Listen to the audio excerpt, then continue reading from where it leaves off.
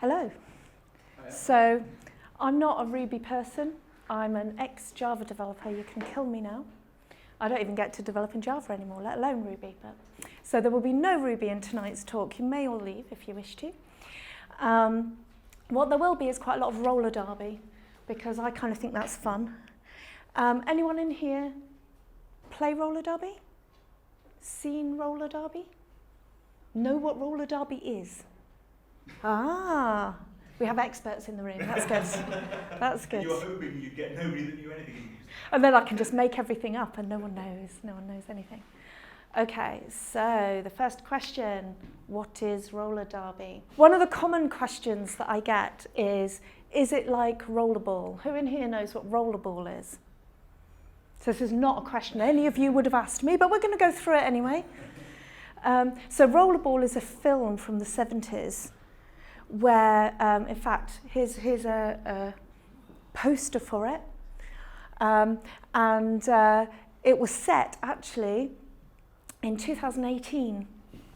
In 2018, there will be no more war. There will just be rollerball. So all of these problems we've got with sort of North Korea and Trump and stuff will all just be sorted out in rollerball. It's absolutely fine, don't stress on it. So it was made in 1975, and I'll read you the little thing. In a corporate-controlled future, an ultra-violent sport known as rollerball represents the world, and one of its powerful athletes is out to defy those who want him out of the game. It's a very exciting film. I actually quite enjoyed it. I watched the film. Everyone kept asking me, is it like rollerball? I'm like, I have no idea even what rollerball is, so I had to go watch the film. But here's a clip. It's not a clip, but here's a image from rollerball. So in order to work out whether or not roller derby is like rollerball, we have to have our acceptance criteria. So we have rollerball here. You can see we've got skates. There are skates on their feet. So that's one of the definitions. Is this like rollerball? Are there skates? Is there a ball? This is getting very exciting, isn't it? Are there motorbikes? And is there a lot of death? Because there was in rollerball, there's quite a lot of death actually. But only on the track, so it was fine. So there was a remake of rollerball in 2002. Now the outfits were far better, but the film was far worse. Don't bother watching that one. Watch the 1975 one, but just pretend that they've got these outfits on. Okay, so let's start having a look now at roller derby. Now that we understand what rollerball is, we'll have a think about roller derby. So here's a couple of people playing roller derby. They're the jammers. I'm trying to remember. So we know they're the jammers because they've got stars on their helmets. They're not actually on their helmets, they've got a thing over their helmets. It's called a helmet panty. We won't go any further into that. But if I start to refer to the panties during this, you know what I'm talking about. I'm talking about helmet panties. So we know that they are the jammers because they have a star. So only one person on the track at any one time from each team has a star on their helmet and is the jammer. They're the point scorer. We then have the blockers. There are 5 people on the track at any one time from each team maximum. 1 is the jammer, 4 are blockers. So it's the jammer's job to score points. It's the blocker's job to block the opposing team's jammer from scoring points. Okay? So how do they play it? So the whistle goes. The jammer comes round and tries to get past the blockers of the opposing team. Now, she needs to get past. She needs to skate round once and get past again in order to score any points. So from that point, so not the first time she passes, but each time after that she passes, she gets 1 point for each blocker or jammer that she passes from the other team. So she can score 5 points on the way around if she goes past the opposing jammer and all of the opposing blockers, and then she can go round again, and she can go round again, and she can go round again. So obviously the blockers are physically trying to stop her doing that. So one of the ways they might do that is why I would prefer assertive to violent, I think. But one of the ways in which they might stop her doing that is knocking her off track. So if I was a blocker and I knocked the jammer off track, she has to join behind me on the track, otherwise she's got an advantage by being knocked off. So I knock her off and I skate backwards. And she's got to come and join behind me on the track, and then she's got to come back through all the blockers she's already gotten through. She doesn't get more points again, she has to get back through them again. So there's common things like that you're trying to do. So there is lots of knocking people off, trying to stop people getting through. So that is roller derby, that is how we score points. There's more to it, but that'll do, won't it? That'll do. So this is a referee. You can tell the referees, they've got the referee outfits on. How many referees are there? A lot. Anyone want to guess? Bear in mind there are 5 people on the track at any one side time from each team. So there's 10 people on the track from the teams. How many referees do you think we have? At least 76. Yeah, that's his unique number rather than like the number of referees there are. Any thoughts? Yeah, 10. 10? One for each person. One for each person. What do you think? More than 5 seems a lot. More than 5 seems a lot. So we've got a vote for 10 at the back there. You're thinking 5 max? Well, the way you phrase the question makes me think it's more than like 2. So I'm going to go 5. 5? Any other thoughts? Everyone else in between those two? Okay, so there are 11 refs. So there are more refs than there are skaters on the track. And in fact, in addition to the refs, there are also what we call NSOs, or non-skate officials, who don't wear skates. So the refs are also wearing skates. So the refs are skating around watching what's going on or are in the middle doing different things, but they are also on skates. There was also, I don't know how many non-skate officials, you could have 8 to 12 non-skate officials in addition to the refs. They're keeping track of the score, they're keeping track of the penalties, running the penalty box, all sorts of things. So actually, the amount of work of people watching people on the track, even if no one turned up to watch, is actually quite a lot. So there we are.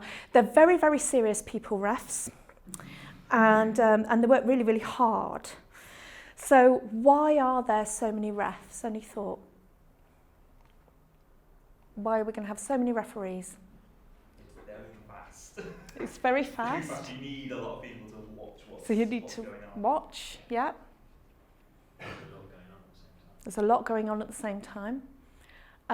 There's also a very large rule book.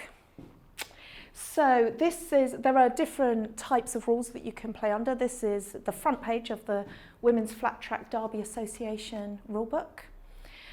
This is 74 pages of A4, or letter, but because it's American, but we'll pretend it's A4. So, this is a really big book. There are a lot of rules that you have to stick to.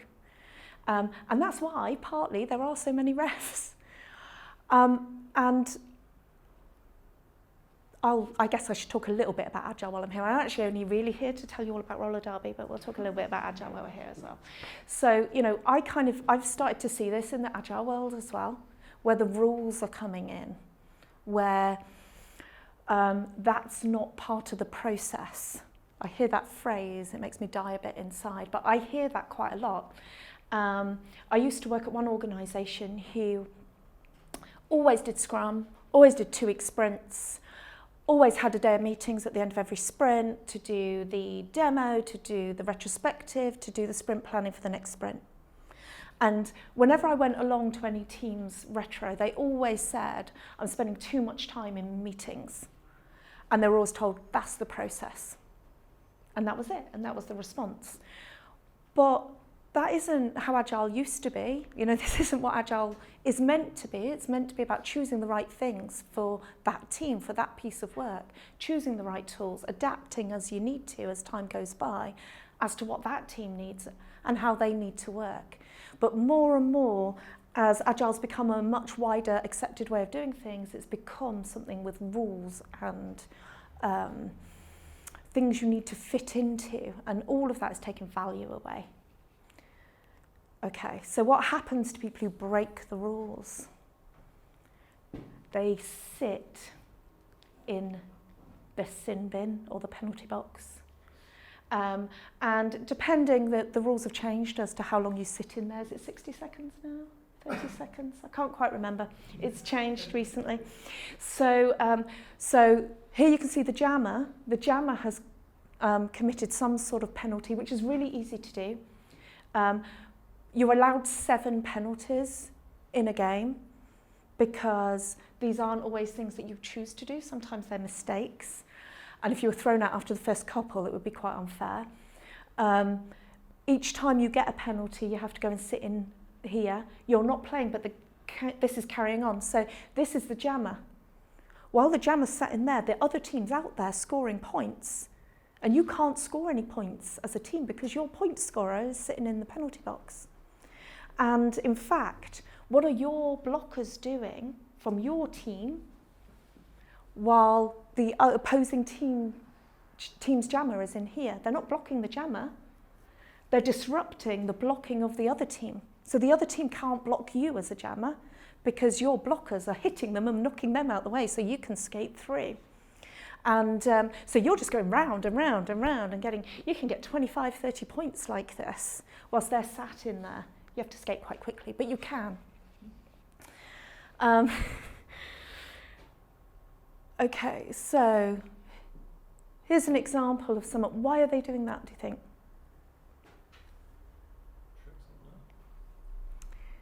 They're trying not to trip someone up. Okay. So if you fall over in roller derby, which happens a lot, or you get knocked over, and you sprawl out, and someone hits one of your limbs and falls, that's your responsibility. You've caused that, and that's a penalty that you have caused. You'll get a penalty for that because you're not allowed to block below the knee. And you've blocked their skate. You know, you've probably also broken your arm, but you've blocked their skate. So, you know, you are not allowed to block at that point. So therefore, you will get a penalty. So whenever someone falls, they fall small. They scrunch up into a little ball, just like he's doing there. And then if someone does trip over them, well, actually, they've done everything that they could. And then at some point, they'll stand up when it feels a bit safer, probably. And so a lot of the rules in roller derby are around safety. That's why there are so many rules. You have to pass minimum skills, for example. There's a minimum skills test before you're allowed to go and play roller derby. And that's because all these people skating around at that kind of speed, if you're not great at skating, you could actually really injure yourself and other people. You're going to injure yourself and other people anyway, even if you are good at skating. So, you know, you have to have that minimum skills test to get in and through. So thinking about minimum skills, in roller derby, it's really essential. And even once you've passed minimum skills, you are not ready to go play in a fully fledged game. You'll go and play in games that are for beginners, that have just passed the minimum skills. So it's not quite as rough and it's not quite as assertive. Until you're ready and you've done enough of that to actually go play in the game. Now this is really, really different from quite a lot of other games that you play. So something like five-a-side football, you might go play, you might be rubbish at it, but you could go play, you could learn the rules and just go play. You might not be skillful, but you can go do that. With roller derby, you can't. And I think we're seeing a bit of this in the Agile world now, where it's not necessary. I think Agile is far more like five-a-side football in this scenario. You can go do it. You might not be very good at it when you first start, but you can go do it. But we see this plethora of certifications, and I mean, I'm a certified Scrum Master. It makes absolutely no difference to what I've ever done on a daily basis, but it was quite an interesting thing to go spend 2 days doing. But you know, those certifications, I don't think add any value, or and yet are looked for more, probably as this becomes more and more of a corporate thing as well, and becomes wider. People are looking at that as a definition of quality and a level, and it really isn't. Okay, so how do we know which team's doing best? Score. The score. So the score, I said they score as they go past members of the opposing team, they score a point for each member of the opposing team that they passed. I have to put this slide up, even though it's really, really bad quality, because it was taken off the internet at some point while Leeds Roller Dolls, as they were at that point, were playing in America. But I have to do it, because look at that score. It's amazing. Have you ever seen a score that high? No. That is a true, 100 maybe? that is a true, honest score. They had to keep, it seems a bit mean, but they had to keep doing it because it was going in for, the score differential mattered for their position also. Otherwise, it was just being mean to the opposing team. But 669 is amazing. But I've put this up here really to start thinking about scores, velocity, numbers on the doors.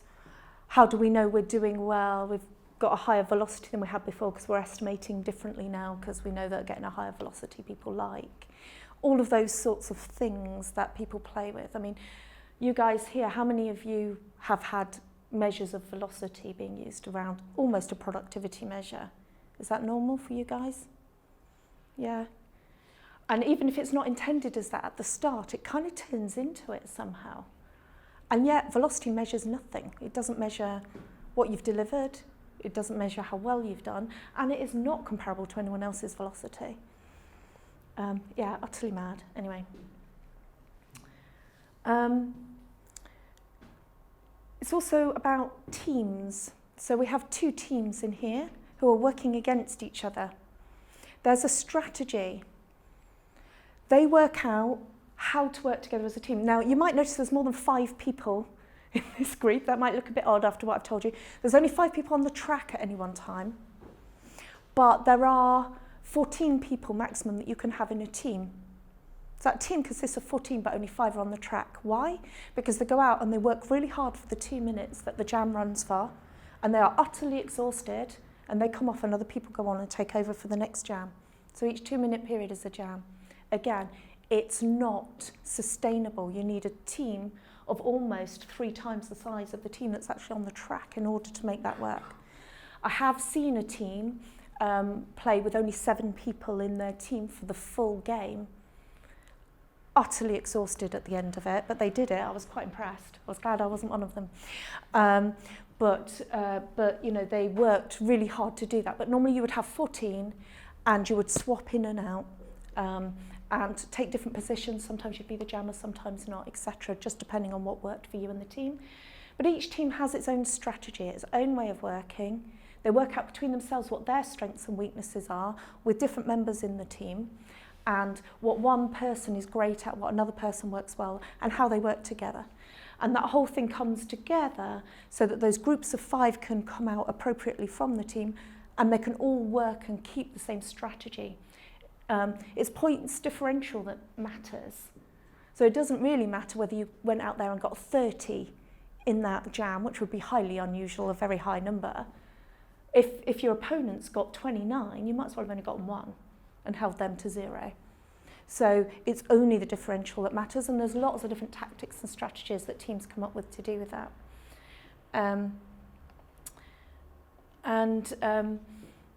So I was hiring 6 months, 9 months ago for a sort of manager in the Agile arena. And I had a CV in from someone who talked about how they had enforced consistency across all of the teams, of the Scrum teams that were in their area. And they had brought order to chaos and made all the teams working in exactly the same way. And it kind of filled me with a little bit of horror.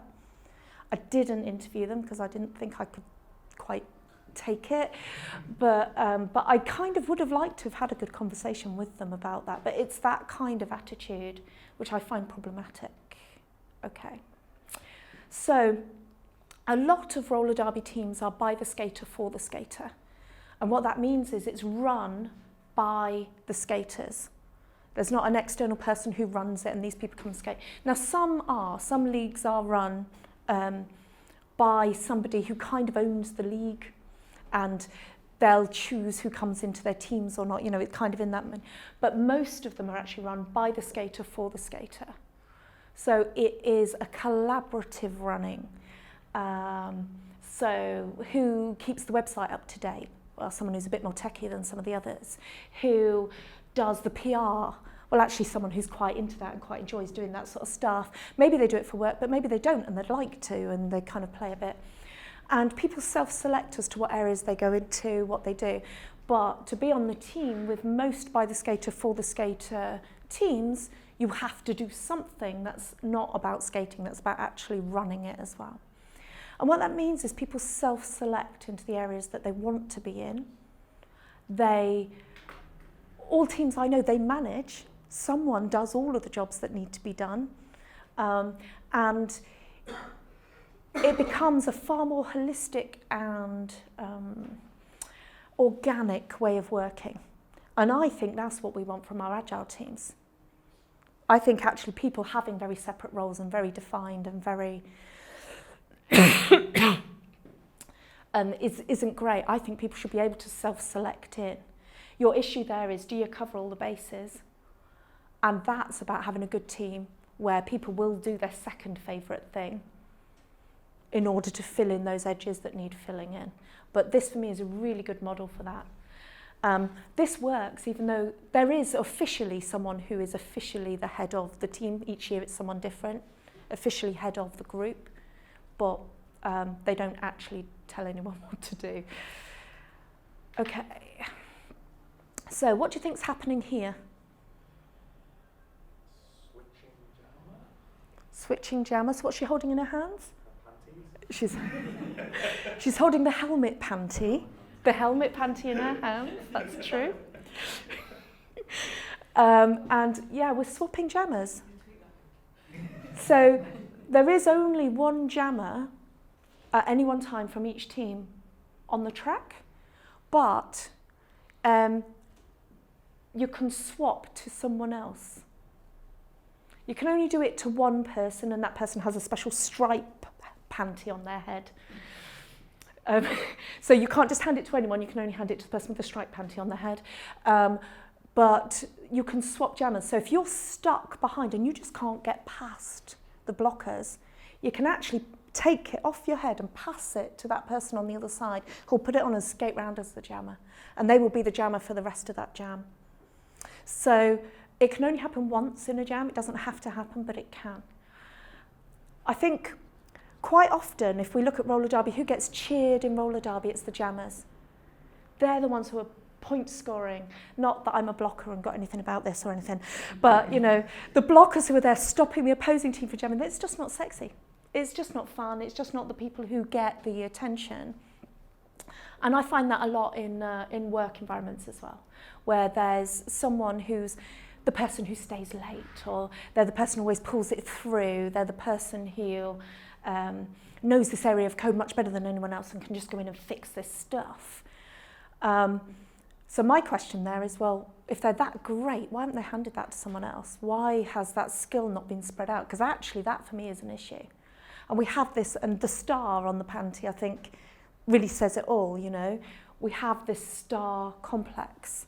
And it's one of the things in the organisation I work for at the moment where we've been trying to move away from that type of culture. And it actually takes quite a lot of doing, but we're doing pretty well at that at the moment.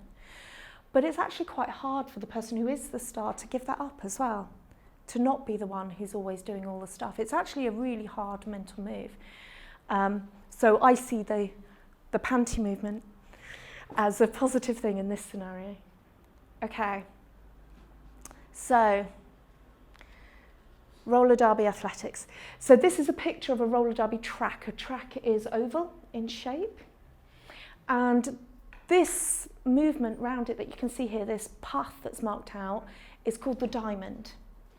And this is the way in which you skate most effectively. If you skate the diamond, you will get round faster than any other way of doing it. So you always go round in the same direction. It always goes in that one direction. You are always probably doing crossovers. If you're trying to get round as fast as you can, you're always just putting one foot over the other to skate round and go quickly. And if you skate in this direction, if no one gets in your way, that's the fastest route round. Speed matters. It matters. So one of the minimum skills is that you can skate 27 of these in 5 minutes, We call it 27 in 5.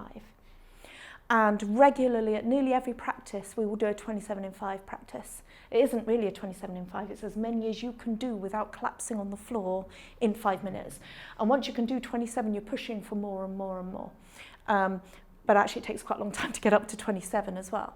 Because here you're talking skating skill, so being able to do those crossovers, being able to do them effectively. It's not about doing them quickly, it's actually about doing them with a lot of power. But also being able to do them 4 or 5 minutes, have your cardiovascular fitness that lets you do that. You're having to skate around other people. There's other people on the track while you're doing this as well. So you can't always do the diamond. But speed is really, really important. You can see that for a jammer, speed would be utterly important because once they go past people, they can't score again until they get back round again. But for blockers also, if I knock someone off and I'm skating backwards, I want to get as far backwards as I can. They're chasing me on the outside of the track because they've got to get behind me. So speed is really important, or I want to stop someone getting through. For me to be able to get there, I have to get there quickly. So speed is really important. So to do 27 in 5, that's the equivalent of skating at 12 miles an hour. So it's actually quite hard. And you push for more and more, and your technique and speed and endurance all comes together to make this go. I had one team that I worked with at an organisation who were a failing team, an Agile team. They were failing, they knew they were failing, everyone else knew they were failing, and the Scrum Master asked me to go along and take one of the retrospectives for this team. He wasn't going to be there, he was away, and he just said, can you go and just take it and see what you think about why they're failing all the time. So I took it. So they were always thinking they could do about 45 points of work each sprint that they were on. And they would always do 30, roughly.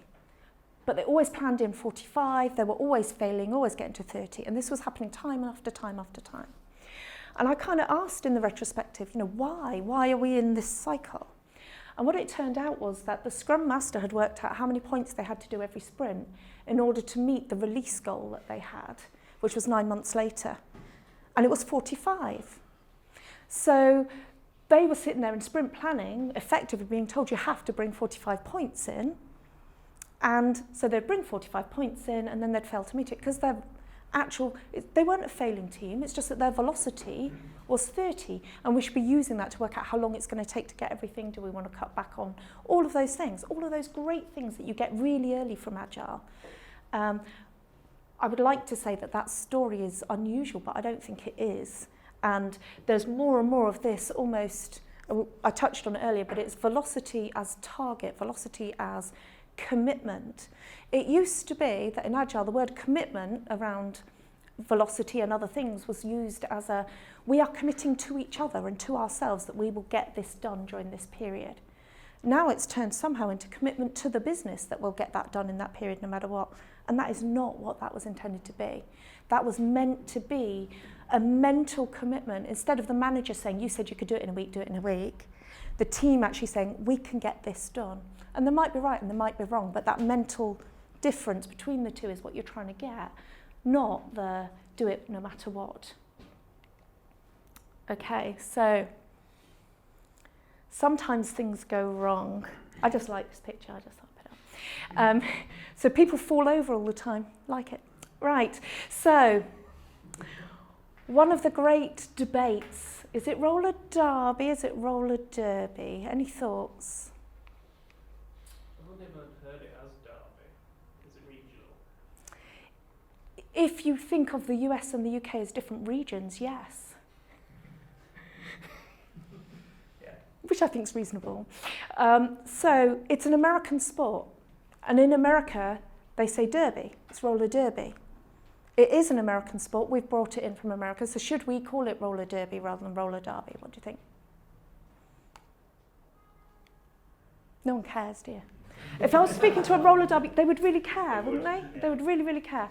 So this is a huge thing in the derby community. And so why do they call it roller derby? They call it that after the Derby horse race, which they imported from the UK, which is Derby, but they call it Derby, so they've got it wrong. So it's obviously Derby. So just thought I'd tie that one down. But but people can have this kind of argument for ages, and it means nothing, and it doesn't help anyone. And I see the same thing in Agile as well, as we talk about different approaches, Scrum, XP. Do we do Scrum or Scrums? Do we do Safe? It doesn't really matter, as long as we're doing something that's working for us. And as long as we understand why we're doing whatever it is that we're doing and what it's giving us, and being able to choose those things that work for us and reject those things that don't work for us. Derby. Okay, skates. Oh, they're not getting excited about this. They're not. So, which of these types of skates do you think we wear for roller derby? That one? Yeah. Or that one? That one. Well done. We don't have to throw them out the window. It's pretty good. Pretty good. So, roller derby, we wear quads. These are inlines. There's a few different names, but inlines and quads will do us for today. Any idea why? What's the difference between them? What do they give? Where the brake is. Say again, sorry? Where the brake is. Yeah, the brake's in a different place. You don't often use the brake, to be fair. You brake in different ways. But you push off when you... Yeah, you push off that way. That's true. Yep. Because they're slamming into each other, you've got better stability. So yeah, you've got more stability with the four, yeah? And it's probably from the 1970s. There is also that. It is also old-fashioned. So if you were talking fashions, the quads are old-fashioned compared to the inlines, definitely. So what benefits do the inlines have? Speed. That's absolutely right. So the inlines are much faster, and the quads are nowhere near as fast. But the quads, you can be far more agile with the quads. If you're trying to dodge out of someone's way, you've got a lot more control with the quads to do that with than you do with the inlines.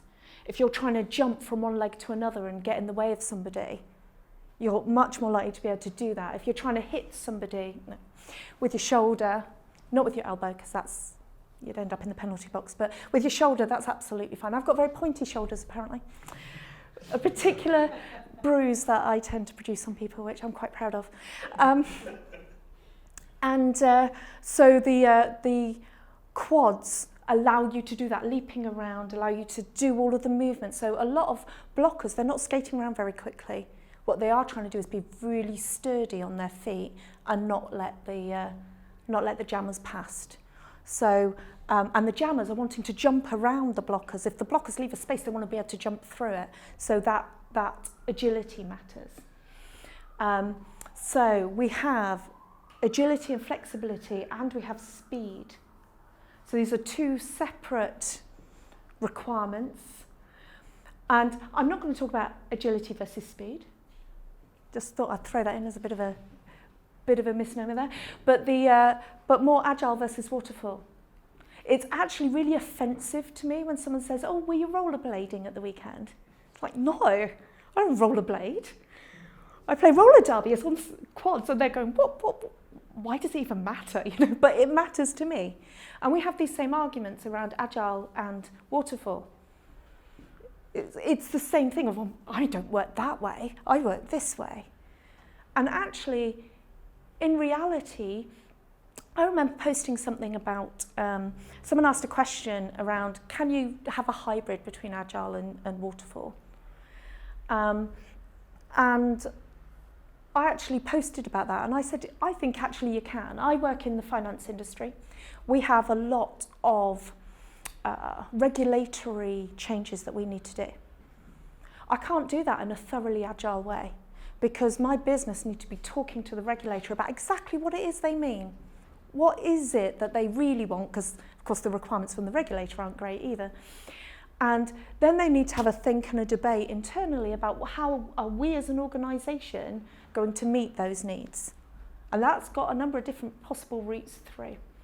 And we need that writing down, that decision having been thought about and written down in some form of spec before we start even getting involved from a software point of view. There's a lot of thinking and stuff that needs to happen on the background of that. But then we can work in an agile way on the back of that. So we've got these requirements. They're not the full set of requirements because we can do the rest of the requirements in an agile way, but they're the requirements that actually have to be written down. But then we'll find this 1,000 mortgage accounts over here that were brought in through a different book at some point. They don't follow the standard. They don't actually have all of that data that is expecting it to have. And we work in an agile way on the back of this. And to me, this is a form of hybrid. And just to prove to you that hybrids are also possible in skates. So this is someone trying to get the speed of the inlines with some of the agility of the quads. So to be fair, I found these on the internet, but I've never seen them used anywhere ever. But they're there and they work. Everyone hates them. And so I guess that's like hybrid between Agile and Waterfall as well. Most of the time, to be fair, one of the first things that you learn when skating is how to stop. Generally, but first of all, by putting one knee down. There's lots of pads, I have to say, by putting a knee down. So you're out of control when you're first learning to skate. The easiest way to stop is just put one knee on the floor. So, and then there's lots of other ways of stopping, but actually I don't think any of the ways of stopping actually use the brakes. Not in roller derby anyway, because you'd probably be thrown if you tried to use it. No, there's one that does a bit, but not really. Okay, so this is men playing roller derby. We had one slide earlier with men playing roller derby. And a lot of the time I've been talking about it, I've been deliberately talking about it as she and her and those things. So this is the only assertive sport I know of where there's roller derby and then there's men's roller derby. Like we have football and women's football, because it is primarily a female sport. And I don't know any other assertive sport of which that's true. And it's probably one of the reasons I really like it as a sport. It's also kind of fun. But, so who in here has ever worked in a team where every single member of that team is the same gender as they are? I actually did put my hand up. I have had that situation once when I was living in the US. The team were based in China. There were 2 female developers in China and me, and we were delivering to an all-male team based in the UK, which I kind of enjoyed. But it didn't last long. We took a man on and it all sort of got ruined. But it's actually incredibly rare. And if you look at things in that way, it's inherently a different experience for a woman on the team than it is for a man, because she probably has never worked in a scenario where everyone else in the team's her gender. Nearly always it'll be everyone except for her, or maybe one other person as well. And that is a really different working experience. So irrespective of how people are treated, and everyone's treated the same, it's a different experience for people on the team. One of the things I love about roller derby is it's really gender blind. It's really sexuality blind. It doesn't care. It's really mental health blind. It doesn't care is wrong. It cares because it cares that everyone is whoever they want to be and is on that track and being whoever it is that they want to be. So we do have, generally, it's women's teams and men's teams. There are some mixed or co-ed teams as well. But to skate in a women's flat track derby association game, the rule is that day you have to be associating more as a female than as a male. That's it. That's the rule as to who is allowed that day to skate. So at that point, if someone is associating more as a male than a female, they can't skate that day. And that's them that rule themselves in and out. And I really like that. And what you find in most roller derby groups is a much larger group of people who are able to be themselves, who are alternative. We have a lot of trans people. We have a lot of people of all sorts of, gender neutral and all sorts of different, and people can be themselves and talk about themselves as they are and who they are with complete acceptance. Not just that, but also mental health. I can remember skating one day, we were playing, and one of the team was stood by the track crying. She wasn't in a good place that day. All that happened was every now and again someone would scare up and give her a hug. That was it. No comment on it. That's where she was that day. She just needed a bit of support and to be there.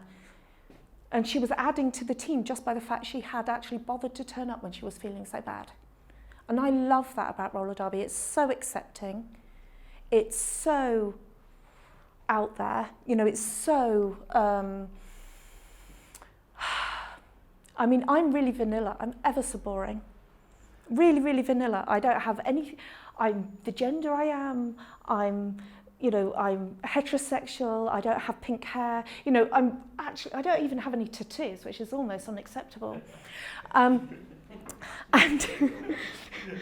I'm really vanilla and boring, but they accept me as well. So it isn't that you have to be alternative to be accepted in this group. It's anybody and everybody's accepted for who they are and where they are on that day. And it kind of saddens me when I go into the rest of the world and I don't have that, because that now for me is a norm. And I notice in a work environment when someone makes a bit of a comment and you're like, I don't think so. I don't think that's an appropriate way. Anyway. Okay, so here's some tattoos as an example of tattoos. I did actually get asked I did a talk very similar to this in Prague. And at the end of it, I did all this talk, and at the end, the question I got was, do you have to have a tattoo to play roller derby? I think it was probably more shocking to people in Prague to see all the tattoos than it probably is here today. So I worked in an environment where nearly every single person in the office liked cycling. I didn't, but I still like things with wheels. I think that's why they let me in. But nearly everybody in there was into cycling. That's great, but it's also not great. In those interviews, they've gotten onto that type of subject. They've got a lot of people in there who think in the same kind of way. And that's wonderful for group cohesion, but it's atrocious for diversity of thought and opinion and innovation. That same organisation, there was one team who, they had a team member that nobody liked. He knew he wasn't liked. No one wanted to work with him. No one thought he was any good at what he did. He knew that. It wasn't a great environment. They would make decisions as a team and he would never stick to them. So they didn't like that. He wasn't as quick on the uptake when things were being discussed around the board. They were drawing up ideas and the rest were all quicker than he was. And so they didn't want to work with him. They didn't like him. They didn't want him to be there. And I asked them to do two things. So one was, he used to ask really annoying questions as well. You know, that kind of person who you're trying to talk about some highfalutin, interesting stuff. And he's trying to ask about like the really basic stuff. And you're like, oh, for goodness sake. So they would shut him down in that type of discussion and kind of, after a little while, just shut him down and kind of carry on with the more important conversation. So I asked them to do two things. One was let him ask his questions. Just do it. And the other was email out. If you make a decision in a meeting, just send a quick email afterwards with a sentence or two saying what that decision was. So they did that. And they found that about a third of the time, he found fundamental issues in the way in which they were looking to approach something by asking his boring, basic questions. And they also found that he stuck to each and every decision that they made. Now, the reason that I asked them to do that second part is my husband, who is a programmer, is on the autistic spectrum. And for him, seeing something written down is far more real than verbally having a conversation about it and agreeing it. So I might email him after certain conversations just to remind him what he's agreed to. We all need this evidence later on. No. But for him, it feels more real. He mentally knows it's just as real both ways, but it feels more real to see it written down. And my best guess with this guy was maybe it feels more real for him. And it did. He stuck to every single decision.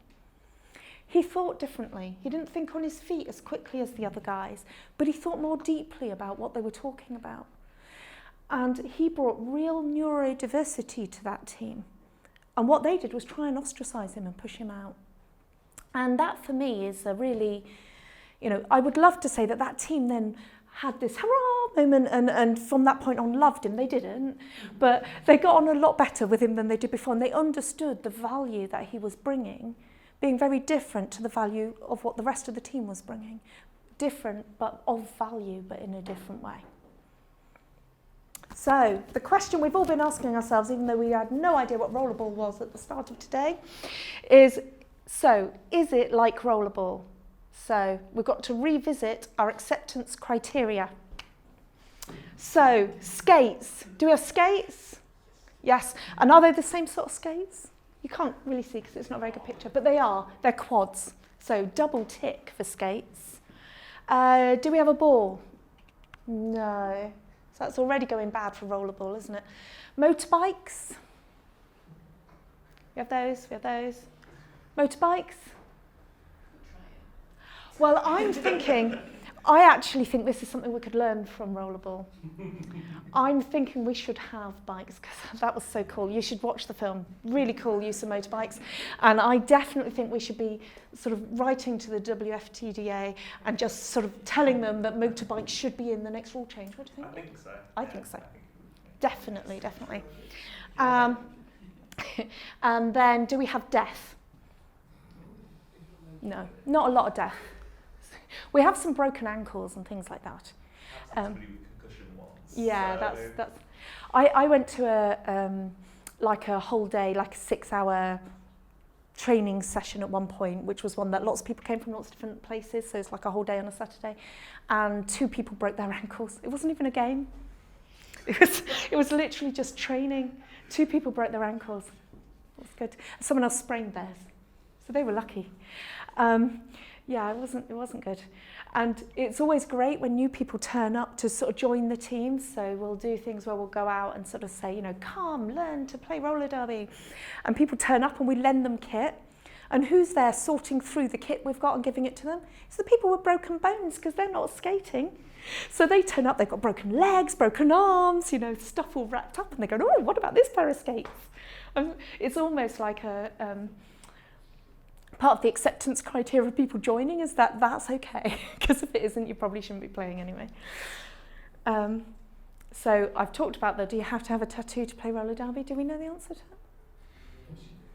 Yes, you do. Yes, I like that. No, you don't, but it does help. Now, there's also a huge thing about fun in roller derby, and you might have seen some of the names. So these are some of my favourites. I particularly like Skatewell Tart. That's my favourite ever name. Downton Stabby, Livid Doll. I love all the different names. There's all sorts of different names. And in fact, there's lots and lots of people who I only know by their skate name. So these are players' names? These are players' names. Players' names. Or you might have seen it earlier that the ref that I showed the picture of had his name on there. I can't remember what it was now. It was something to do with doing the rules, but I can't remember what it was. Strictly, yeah, something or other. So again, you have to really enjoy bad puns, and you have to. So I'm number 256, and I'm Ivana the Terrible. Now, the more that the puns can have to do with hurting people, the better. So you can see R.I.P. Umzel and Yoko Ono. That's not really nitrogen. So there's lots of different ones, but it's all about having fun.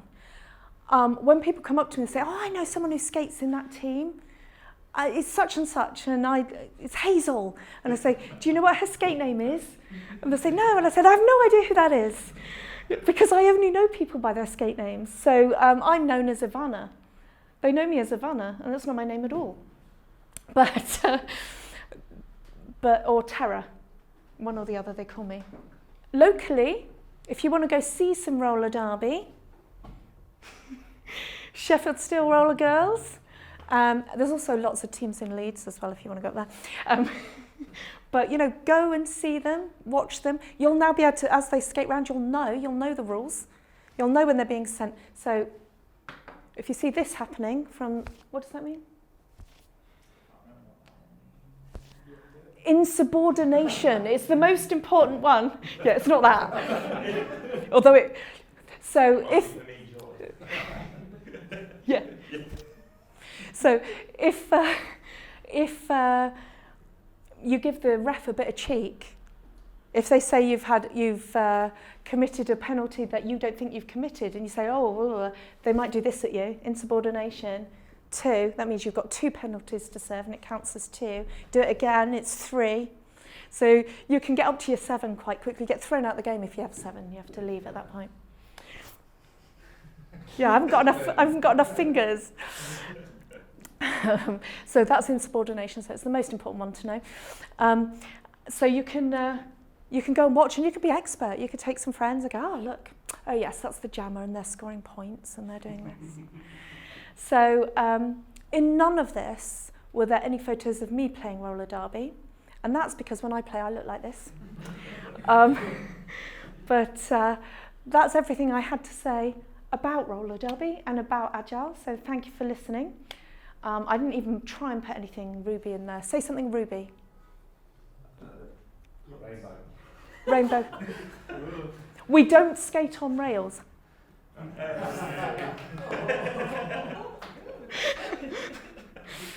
It's sad that you think that's good compared to the rest of the talk. That was the best bit of the talk, that bit.